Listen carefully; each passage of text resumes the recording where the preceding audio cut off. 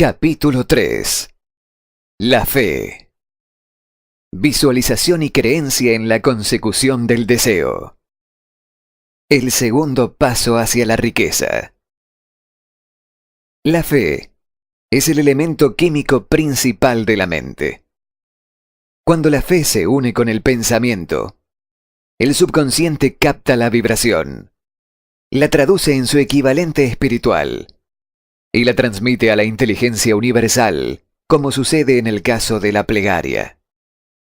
La fe, el amor y el sexo son las más poderosas entre las principales emociones positivas.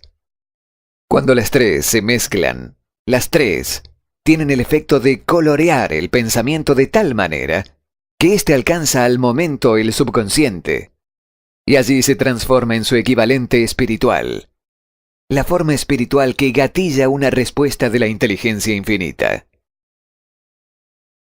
El amor y la fe son físicos, relacionados con el lado espiritual del hombre.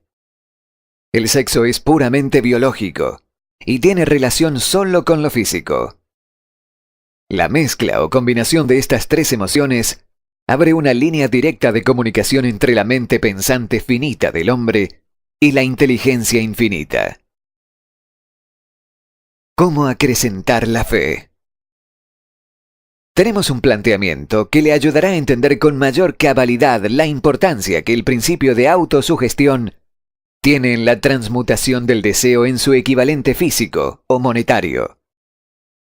La fe es un estado mental que se puede inducir o crear con la afirmación o con las repetidas instrucciones al subconsciente a través del principio de autosugestión.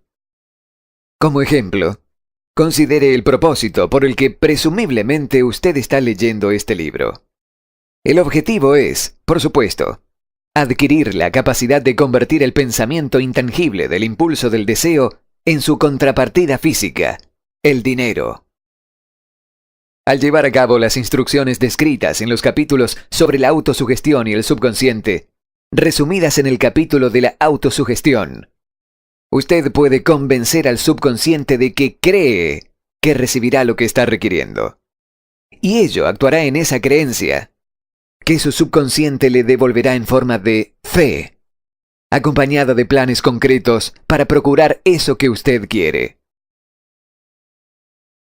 El método a través del cual uno desarrolla la fe, donde ya no existe, es extremadamente difícil de describir. Casi tan difícil, de hecho, como sería describir el color rojo a un hombre ciego que nunca ha visto el color y no tiene nada con qué compararlo.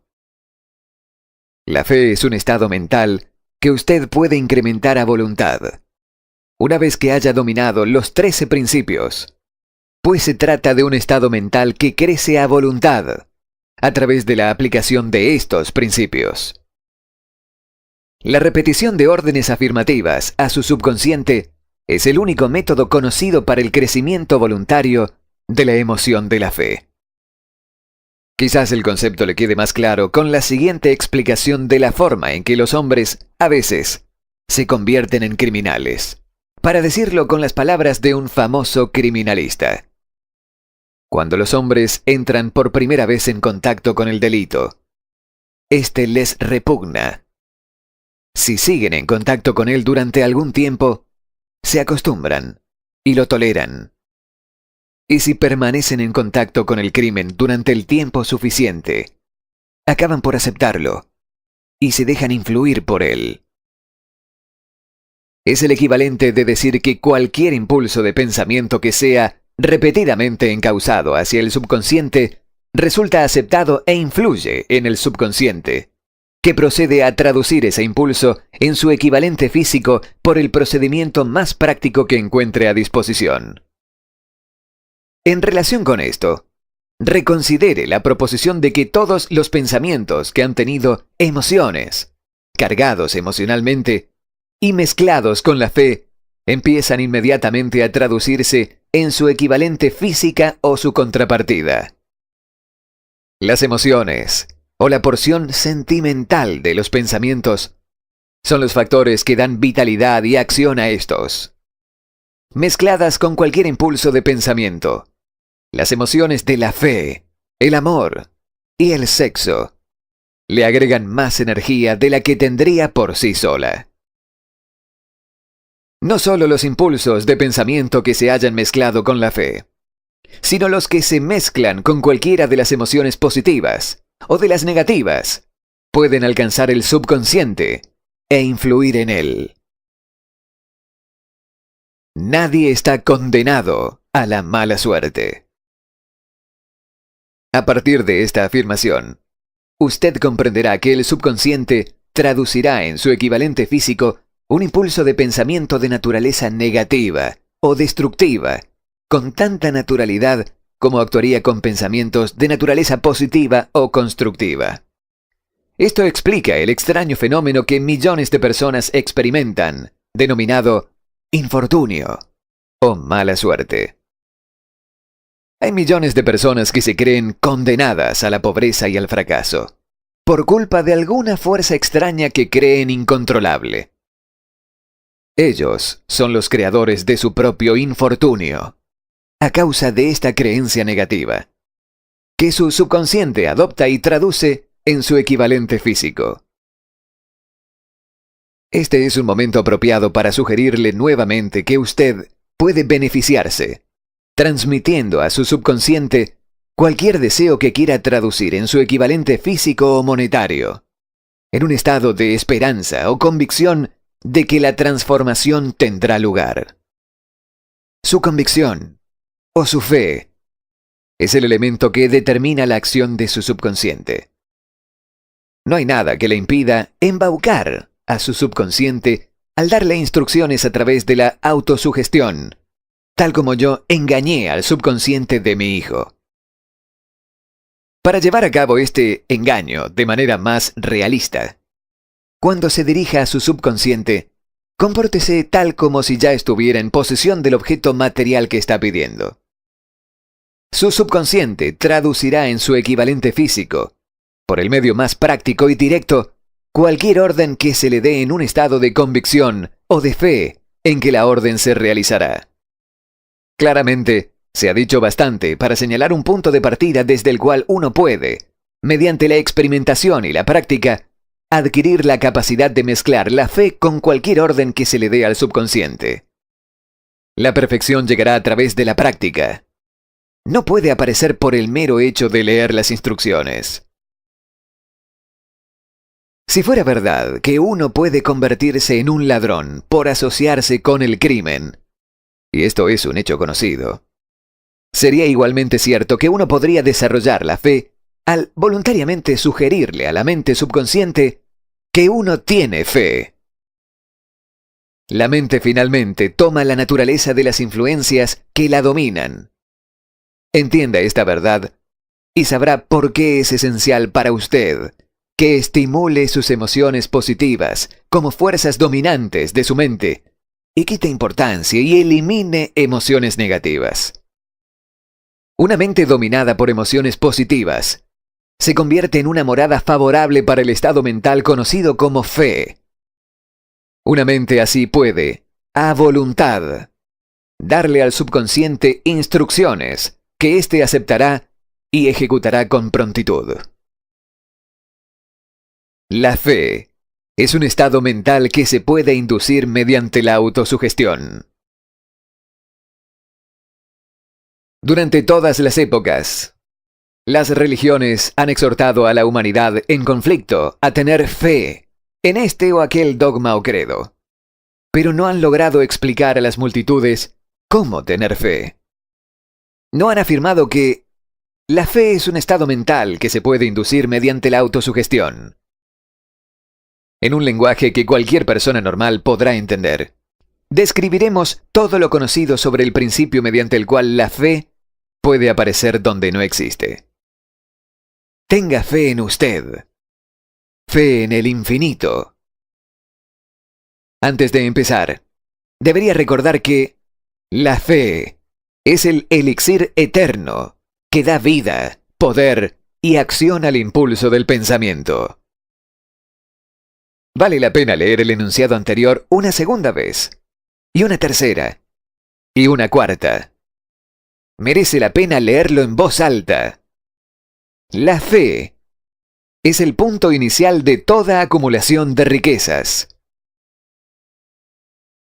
La fe es la base de todos los milagros y de todos los misterios que no se pueden analizar con los parámetros científicos. La fe es el único antídoto conocido contra el fracaso. La fe es el elemento, el componente químico que, combinado con la plegaria, nos proporciona comunicación directa con la inteligencia infinita. La fe es el elemento que transforma la vibración ordinaria del pensamiento, creada por la mente finita del hombre, en su equivalente espiritual. La fe es el único factor a través del cual el hombre puede dominar la fuerza de la inteligencia infinita y usarla. Cada una de las afirmaciones anteriores es capaz de ser probada. La magia de la autosugestión. La prueba es simple y fácil de comprobar.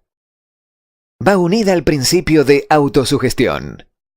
Por lo tanto, centremos la atención en el tema de la autosugestión para descubrir qué es y lo que se puede alcanzar con ella. Se sabe que uno llega, finalmente, a creer cualquier cosa que se repita a sí mismo, sea la afirmación verdadera o falsa. Si un hombre repite una mentira una y otra vez, con el tiempo aceptará esa mentira como verdad. Más aún, creerá que es cierta. Todo hombre es lo que es a causa de los pensamientos dominantes que permite ocupen su mente. Los pensamientos que un hombre adopta deliberadamente y que anima con entusiasmo, y con los que combina una emoción o más, constituyen las fuerzas motivadoras que dirigen y controlan cada uno de sus movimientos, actos y hazañas. Aquí tenemos el enunciado de una verdad muy importante. Los pensamientos combinados con cualquiera de las emociones constituyen una fuerza magnética que atrae otros pensamientos similares o relacionados. Un pensamiento así, magnetizado con la emoción, se puede comparar con una semilla que, cuando es plantada en terreno fértil, germina, crece y se multiplica una y otra vez, hasta que aquello que en un principio fue una semillita, se convierte en innumerables millones de semillas de la misma especie.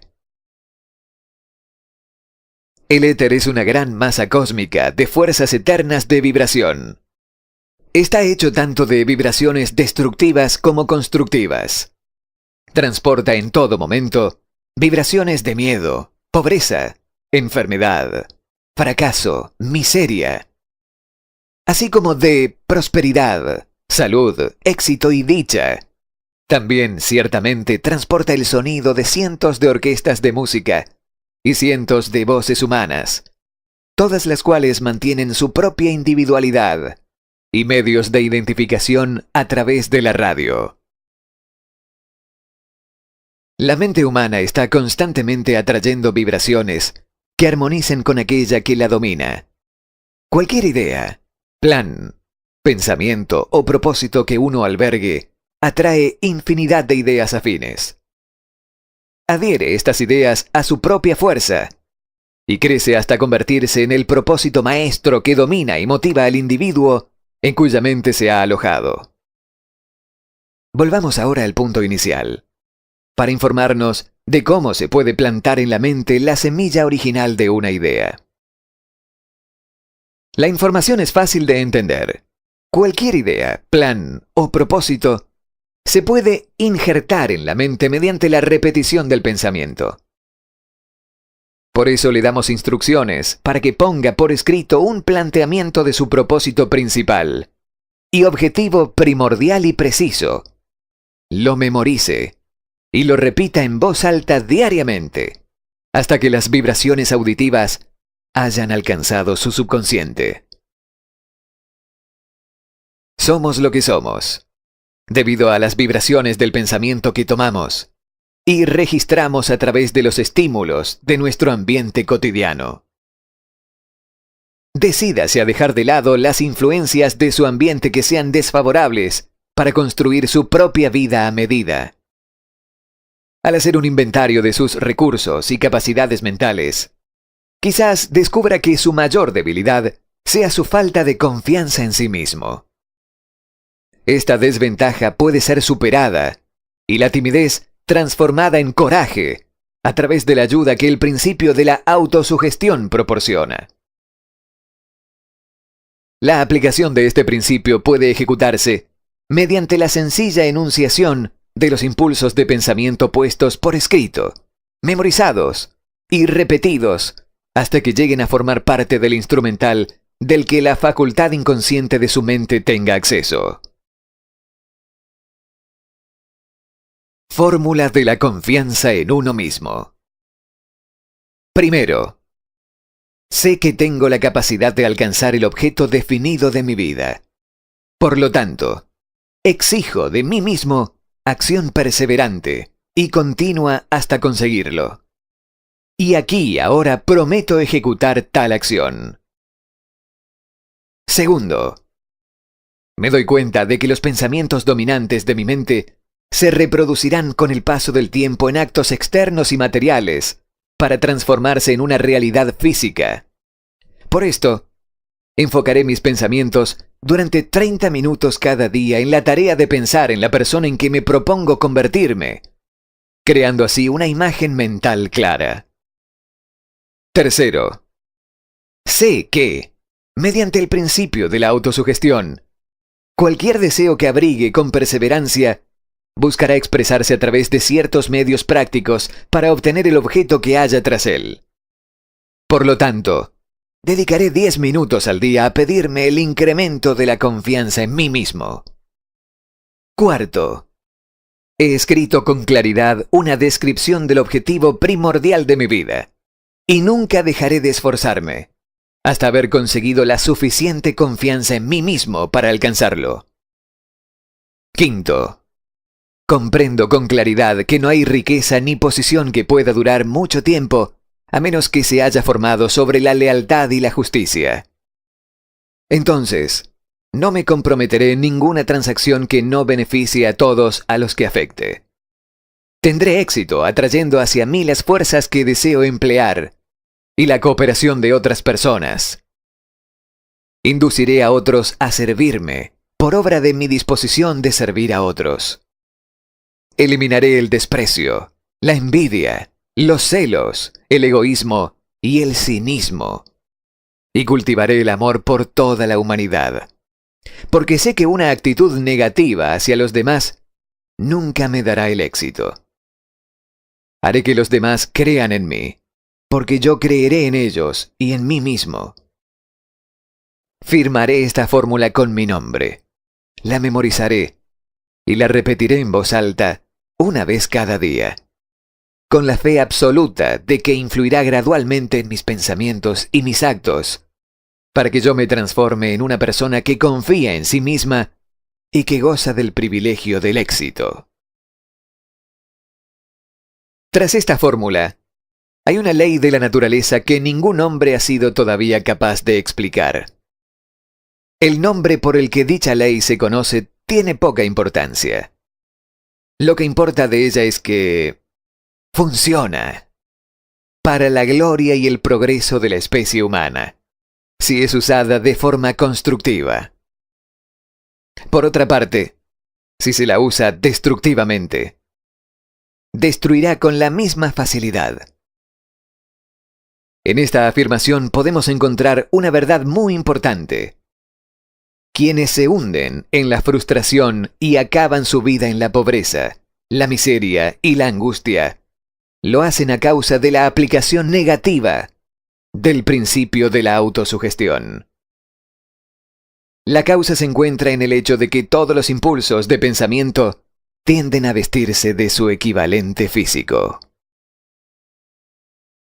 El desastre del pensamiento negativo. El subconsciente No distingue entre impulsos de pensamiento positivos o negativos. Trabaja con el material que le suministramos, a través de nuestros impulsos de pensamiento. El subconsciente traducirá en algo real un pensamiento manejado por el miedo con tanta facilidad como transformaría en realidad un pensamiento regido por el coraje o por la fe.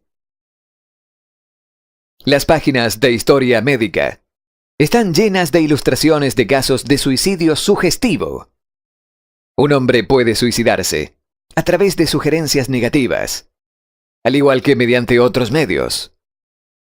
En una ciudad del Oeste Medio, un hombre llamado Joseph Grant, un funcionario bancario, pidió prestado una gran suma de dinero al banco, sin el consentimiento de los directores.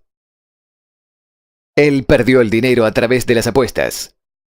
Una tarde, el evaluador del banco empezó a revisar las cuentas. Grant se fue del banco.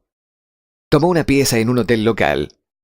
Y cuando lo encontraron, 3 días después, él estaba acostado en la cama, gimiendo y lamentándose, repitiendo una y otra vez estas palabras. «Mi Dios, esto me matará. No puedo soportar la desgracia». En un corto periodo de tiempo,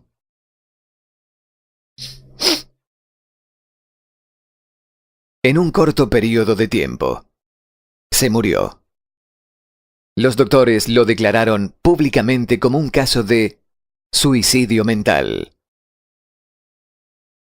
Tal como la electricidad hace girar las ruedas de la industria y rinde servicios útiles si se la emplea correctamente, o acaba con la vida si se hace mal uso de ella, así, la ley de la autosugestión nos llevará a la paz y la prosperidad, o nos arrastrará hacia el valle de la miseria, el fracaso y la muerte, de acuerdo con el grado de comprensión y aplicación que tengamos de ella.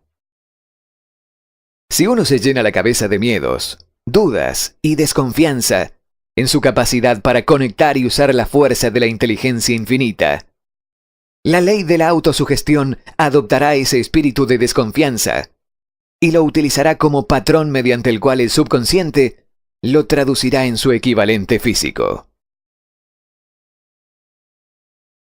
Esta afirmación es tan verdadera como la afirmación que 2 más 2 son 4.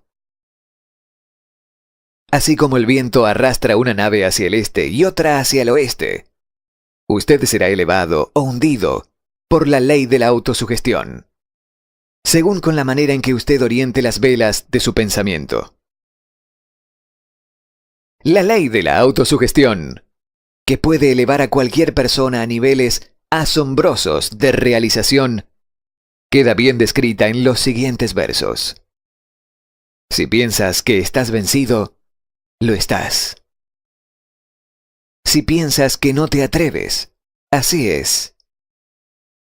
Si te gusta ganar, pero piensas que no puedes, es casi seguro, no ganarás. Si piensas que perderás, estás perdido, pues el mundo nos enseña que el éxito empieza en la voluntad del hombre. Todo está en el estado anímico. Si piensas que eres superior, lo eres. Has tenido que pensar alto para ascender. Has tenido que estar seguro de ti mismo antes de ganar premio alguno. Las batallas de la vida no siempre favorecen al hombre más fuerte o al más rápido. Pero tarde o temprano, el hombre que gana es el hombre que piensa que puede. Observe las palabras que se han destacado y captará el profundo significado que el poeta expresa. ¿Qué genio yace dormido en su cerebro? En algún rincón de su carácter está latente, dormida, la semilla de la realización que, si germinara y se pusiera en movimiento, lo elevaría a niveles que tal vez usted nunca soñó alcanzar. Así como un virtuoso puede arrancar las melodías más hermosas de las cuerdas de su violín, usted puede despertar al genio que yace dormido en su mente y hacer que lo conduzca hacia arriba, hacia cualquier objetivo que desee. Abraham Lincoln fue un fracasado en todo lo que intentó, hasta después de haber alcanzado los 40 años. Fue un don nadie, de ninguna parte, hasta que una gran experiencia entró en su vida y despertó al genio dormido que había en su corazón y en su cerebro, para darle al mundo uno de sus hombres realmente grandiosos. Esa experiencia estaba combinada con las emociones de la aflicción y el amor. Le aconteció a través de Anne Rutledge, la única mujer a quien amó realmente. He sabido que la emoción del amor está ligada al estado de ánimo conocido como la fe. Y esto se debe a que el amor se aproxima mucho a traducir los impulsos de pensamiento propios en su equivalente espiritual. Durante su labor de investigación, el autor ha descubierto, a partir del análisis de la vida y obra y realizaciones de centenares de hombres de posiciones destacadas, que detrás de casi cada uno de ellos existía la influencia del amor de una mujer. Si quiere pruebas del poder de la fe, examine las realizaciones de los hombres y mujeres que se han valido de ella. Jesús, el Nazareno, encabeza la lista.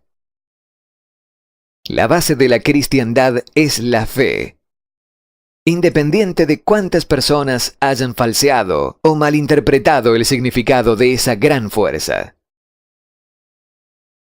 La esencia de las instrucciones y de las realizaciones de Cristo, que pueden haberse interpretado como milagros, son nada más y nada menos que fe. Si hay fenómenos milagrosos, se pueden solo a través del estado mental conocido como la fe. Consideremos el poder de la fe, tal como nos la mostró un hombre bien conocido por toda la humanidad, el Mahatma Gandhi, de la India. En este hombre, el mundo tuvo uno de los ejemplos más sorprendentes de las posibilidades de la fe que conozca la humanidad. Gandhi ostentó más poder potencial que ningún otro de sus contemporáneos. Y ello a pesar del hecho de que no contó con ninguna de las herramientas ortodoxas del poder, tales como dinero, barcos de guerra, soldados o material bélico.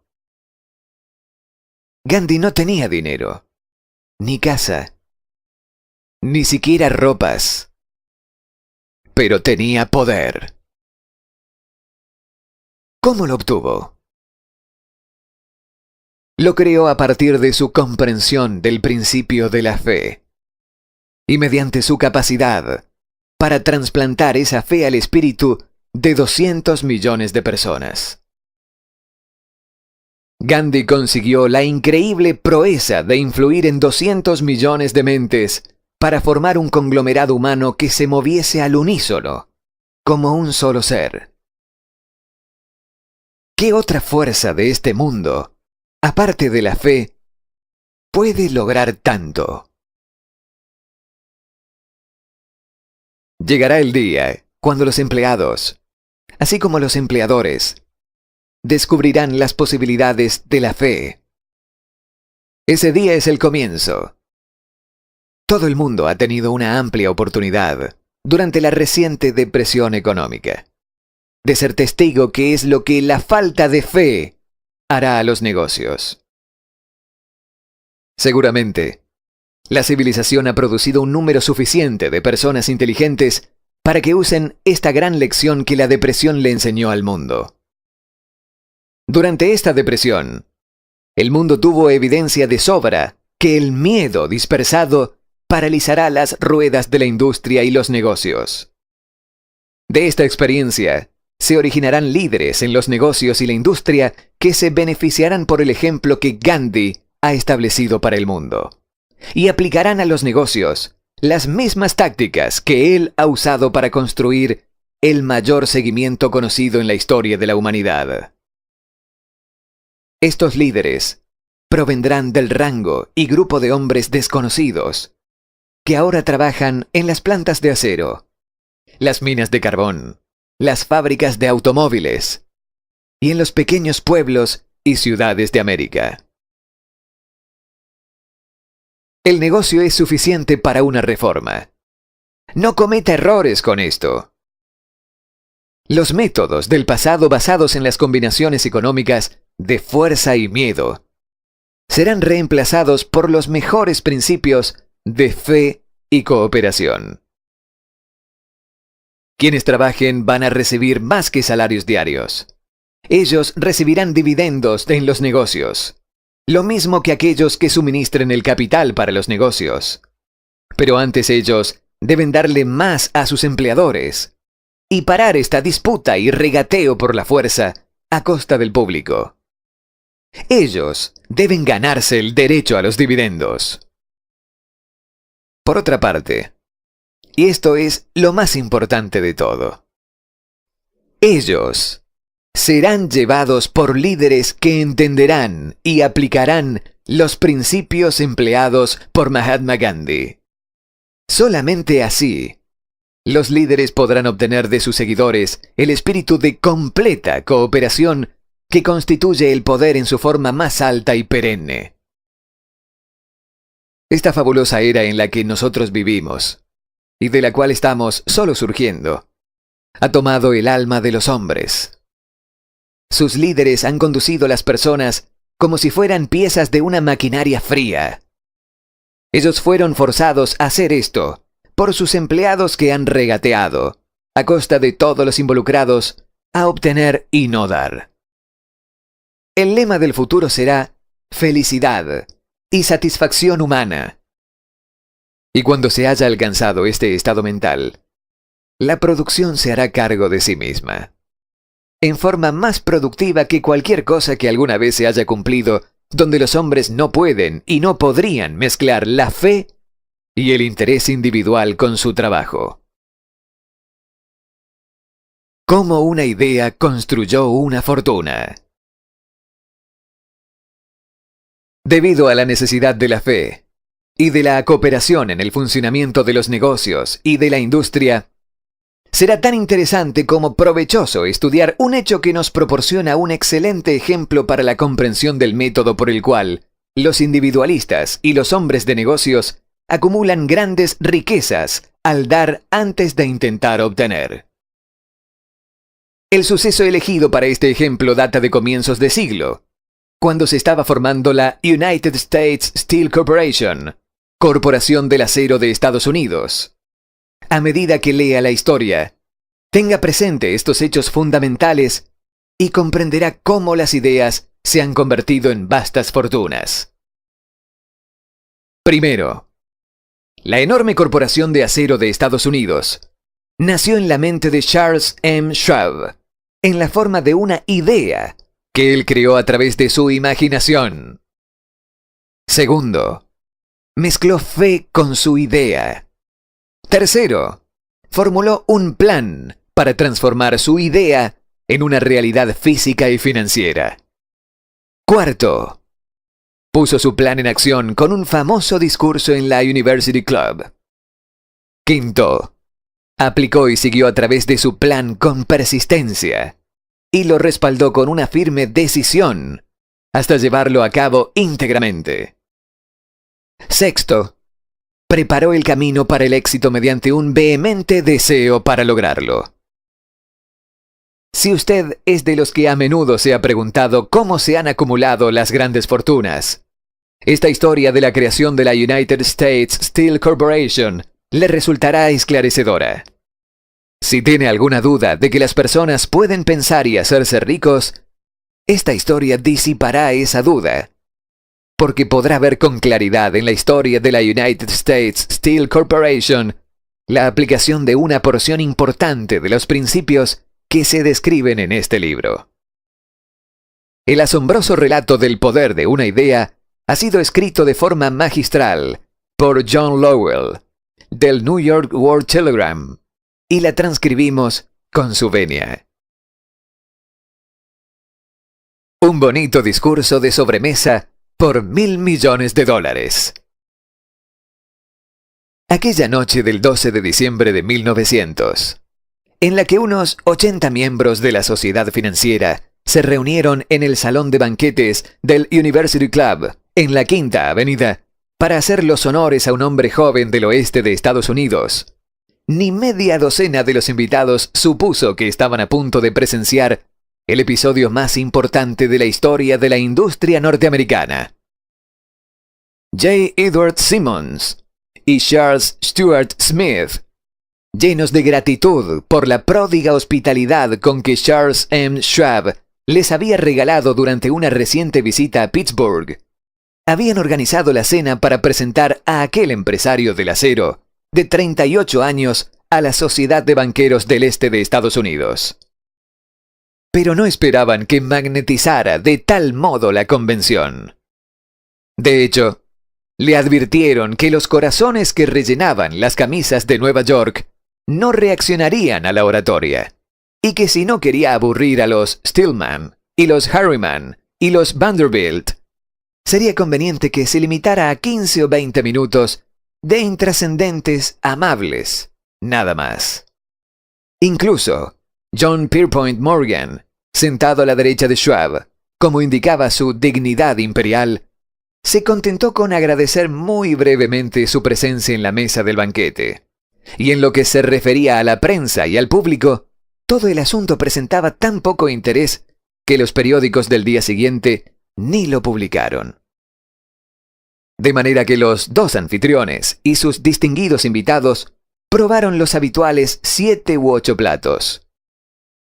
Hubo poca conversación y, versara sobre lo que versase, fue parca y discreta. Aunque algunos de los banqueros y agentes de bolsa habían visto antes a Schwab, cuya carrera había florecido en los bancos de Monongahela, ninguno lo conocía bien. Pero antes de que la velada acabara, ellos y Money Master Morgan quedarían admirados, y un bebé de $1.000 millones, la United States Steel Corporation, nacería. Quizás sea una lástima para la historia que no se haya hecho ninguna grabación del discurso de Charlie Schwab en aquella cena. Él repetirá algunas partes de este en una fecha posterior durante una reunión similar de banqueros de Chicago. E incluso después, cuando el gobierno entable un juicio para disolver el Steel Trust, él dio su propia versión, como testigo, de las observaciones que estimularon a Morgan en un frenesí de actividad financiera. Sin embargo, tal vez se tratara de un discurso casero, con incorrecciones gramaticales, pues los perfeccionismos del lenguaje nunca le interesaron a Schwab, llenos de refranes y compaginado con ingenio. Pero, pese a eso, obtuvo una fuerza y un efecto impresionantes sobre los $5.000 millones de capital estimado que los comensales representaban.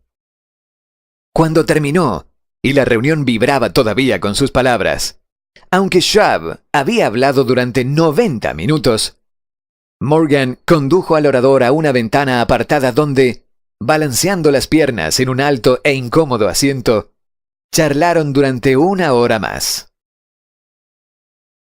La magia de la personalidad de Schwab se había puesto en acción con toda su potencia. Pero lo más importante y perdurable fue el programa detallado y explícito que presentó para el engrandecimiento del acero.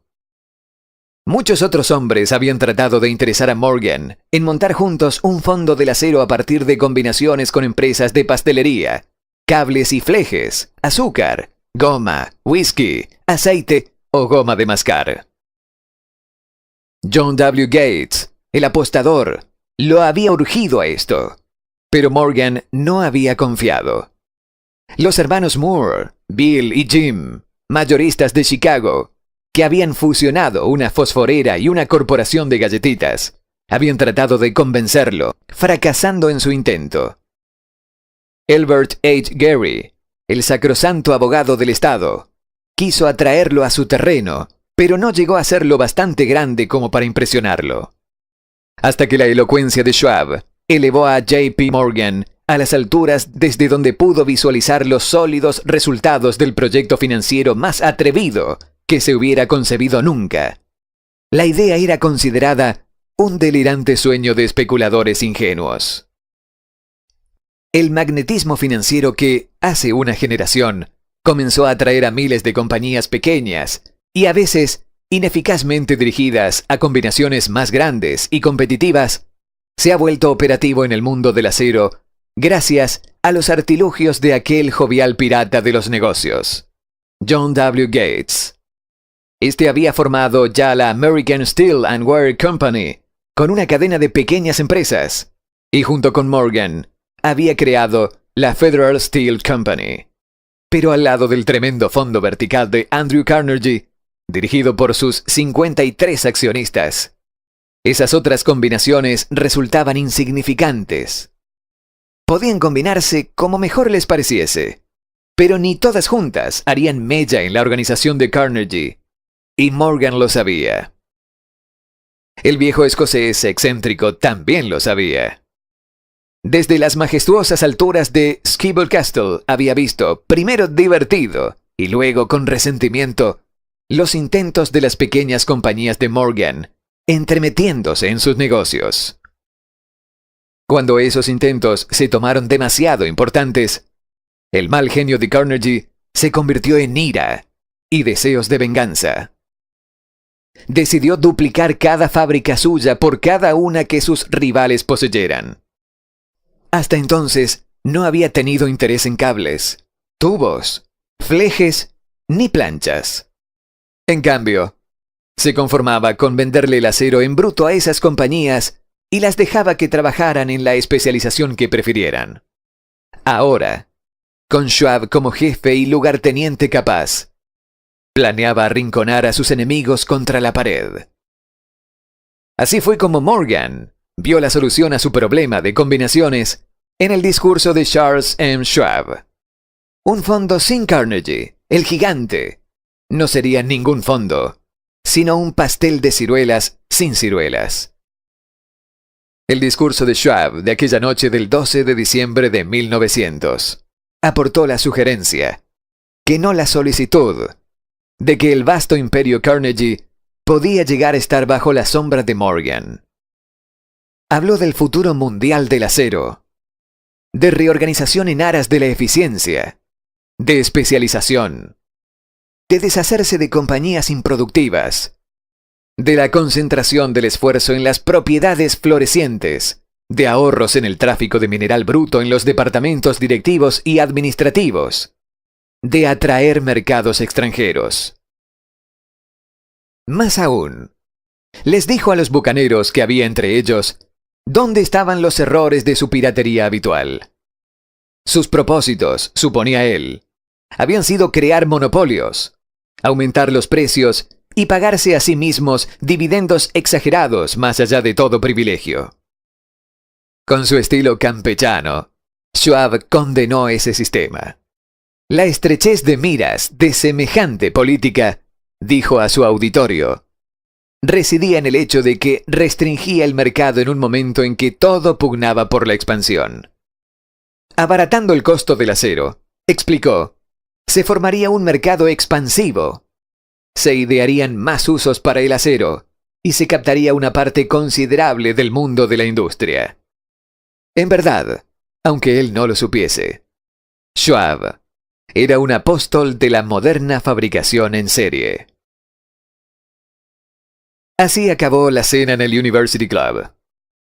Morgan se fue a su casa para pensar en las predicciones de progreso de Schwab. Schwab regresó a Pittsburgh a dirigir el negocio siderúrgico para We Under Carnegie, mientras Gary y todos los demás volvían a sus teletipos para especular anticipándose al próximo movimiento. No tardó mucho en suceder. A Morgan le llevó más o menos una semana digerir el festín de razonamientos que Schwab le había puesto enfrente. Cuando se aseguró de que no iba a sufrir ninguna indigestión financiera, llamó a Schwab y se encontró con un hombre bastante reticente. Al señor Carnegie, le dijo Schwab, Quizás no le alegrara mucho descubrir que el presidente de su conglomerado de empresas había estado coqueteando con el emperador de Wall Street, el barrio que Carnegie había resuelto nunca pisar. Entonces, John W. Gates, que hacía de intermediario entre Morgan y Schwab, sugirió que si Schwab estuviera casualmente de paso por el Bellevue Hotel de Filadelfia, JP Morgan podía coincidir con él en el mismo lugar. Sin embargo, cuando Schwab llegó, Morgan estaba enfermo en su casa de Nueva York y presionado por el hombre mayor. Schwab viajó a Nueva York y se presentó ante la puerta de la biblioteca del financiero. En la actualidad, ciertos historiadores de la economía han expresado la sospecha de que esta historia, desde el principio al fin, fue planificada por Andrew Carnegie. Que la cena en honor de Schwab, el célebre discurso, la reunión del domingo por la noche entre Schwab y el rey del dinero fueron sucesos que el sagaz escocés había preparado de antemano. La verdad es justamente lo contrario. Cuando Schwab fue llamado a cerrar el trato, ni siquiera sabía si el jefecito, como llamaban a Andrew, prestaría atención a una oferta de vender, en particular a un grupo de hombres a quienes Andrew consideraba dotados de algo menos que la beatitud. Pero Schwab acudió a la reunión con 6 hojas escritas de su puño y letra, llenas de datos que, según él, representaban el valor físico y potencial de rendimiento de cada compañía metalúrgica que él consideraba una estrella esencial en el nuevo firmamento del metal. 4 hombres sopesaron esos esquemas durante toda la noche. El jefe, por supuesto, era Morgan, firme en su credo del derecho divino del dinero. Con él estaba su socio aristocrático, Robert Bacon, un erudito y un caballero. El tercero era John W. Gates, a quien Morgan calificaba de apostador y utilizaba como herramienta. El cuarto era Schwab, que sabía más sobre el proceso de elaborar y vender acero que cualquier grupo de hombres de su época. A lo largo de la conferencia, los esquemas del hombre de Pittsburgh no se cuestionaron nunca. Si él decía que una compañía valía tanto, así era, y punto. También insistió en incluir en la combinación solo las empresas que él tenía nominadas. Había concebido una corporación sin dobleces, donde ni siquiera quedaba lugar para satisfacer la codicia de amigos que deseaban descargar sus compañías sobre los anchos hombros de Morgan. Al amanecer, Morgan se puso de pie y se desperezó. Solo quedaba un asunto pendiente. ¿Cree que puede persuadir a Andrew Carnegie de vender?, preguntó. Puedo intentarlo, repuso Schwab. Si usted consigue que venda, me comprometeré en todo este asunto, aseguró Morgan. Hasta allí todo iba bien. Pero, ¿vendería Carnegie? ¿Cuánto pediría? Schwab pensaba en unos $320 millones. ¿Cómo se efectuaría el pago? ¿En acciones ordinarias o preferentes? ¿En bonos? ¿En efectivo? Nadie podía reunir $320 millones en efectivo. En enero, fueron a un partido de golf en los helados prados de St. Andrews, en Westchester. Andrew envuelto en jerseys, bien abrigado, y Charlie conversando de trivialidades, para ejercitar el buen humor. Pero no se pronunció ni una palabra sobre negocios hasta que la pareja se sentó en la cálida sala de la cabaña que Carnegie poseía cerca de allí. Entonces, con el mismo poder de convencimiento con que había hipnotizado a 80 millonarios en el University Club, Schwab dejó caer rutilantes promesas de retiro y comodidad de los innumerables millones que satisfarían los caprichos sociales del viejo escocés. Carnegie estuvo de acuerdo. Escribió algo en un trozo de papel y dijo: Muy bien, venderemos por este precio. La cifra era de unos $400 millones.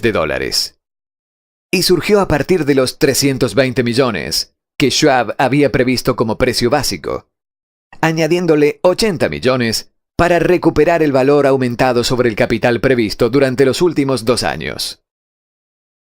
Más tarde, en la cubierta de un transatlántico, el escocés le decía arrepentido a Morgan: «Ojalá te hubiera pedido 100 millones más». «Si me los hubieras pedido, te los hubiese dado», le respondió Morgan, amable. Hubo cierto alboroto, claro está. Un corresponsal británico envió un cable diciendo que el mundo del acero extranjero estaba aterrado ante la gigantesca corporación. El presidente Headley de Yale declaró que a menos que se regulasen los fondos, el país tendría un emperador en Washington durante los próximos 25 años. Pero ese hábil agente de bolsa que Kinney era, se aplicó a su trabajo de impulsar tan vigorosamente las nuevas acciones hacia el público, que todo el exceso de liquidez, estimado por algunos en cerca de 600 millones de dólares, fue absorbido en un abrir y cerrar de ojos. De manera que Carnegie obtuvo sus millones.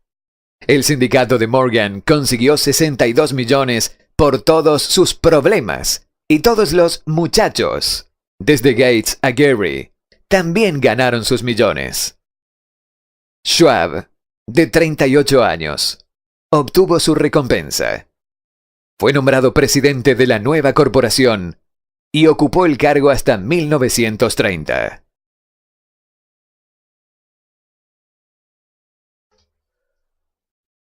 La riqueza empieza con una idea.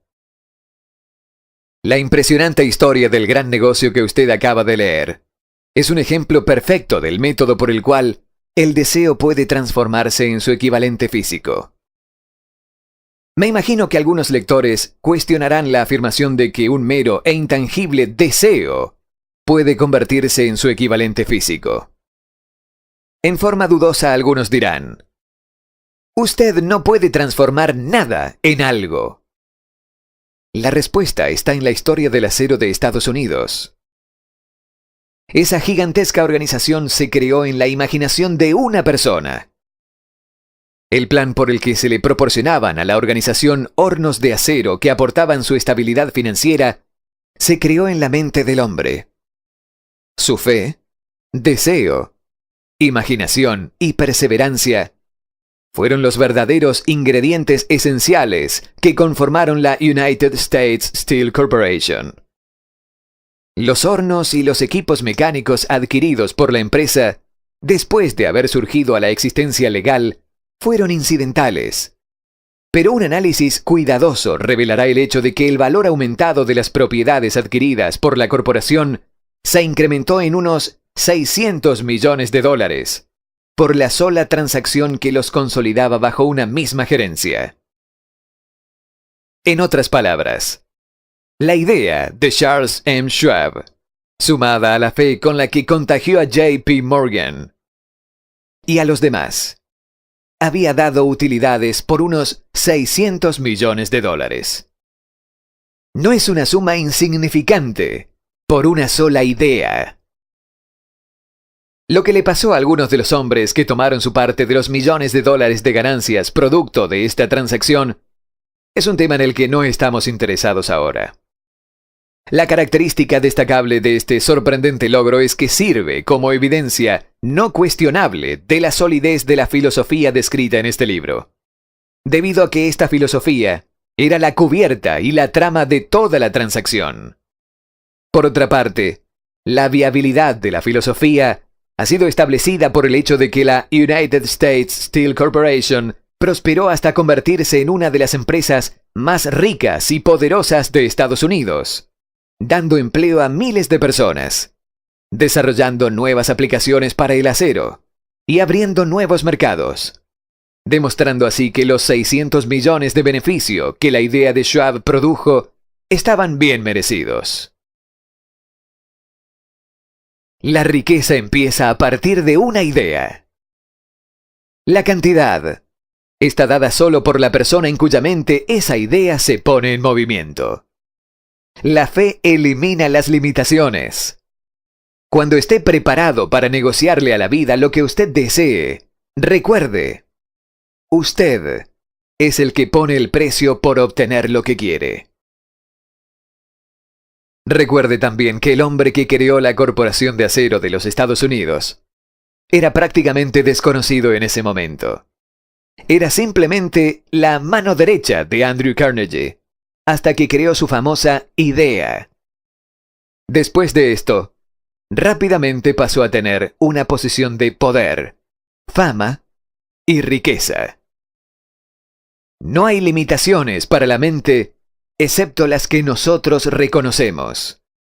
Tanto la pobreza como la riqueza son resultado del pensamiento.